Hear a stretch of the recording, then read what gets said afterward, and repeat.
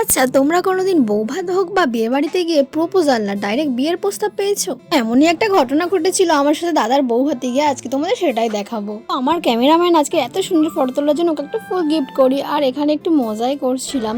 আর তোর ছেলে দেন চলে যাই খাওয়ার জন্য। আর তোমাদের গল্পটা বলি শুনো। আমাদের নিজেদেরই একটা আত্মীয়, সেই ছোটোবেলায় দেখেছিল, বড় হয়ে গিয়েছি তাই চিনতে পারি না। ওরা আমাকে দেখে পছন্দ হয়ে গিয়েছিল, তো বিয়ের প্রস্তাব ডাইরেক্ট দিয়েছিল।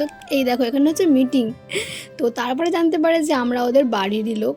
তো তারপর আর কি সকলের সে কি হাসি। আর তোমরা বলো তো, বিয়ে বাড়িতে এই আনলিমিটেড আইসক্রিম থাকলে খেতে তো ইচ্ছা করবেই প্রচুর, আর তারপর ঠান্ডাটাও লাগে সেইভাবে।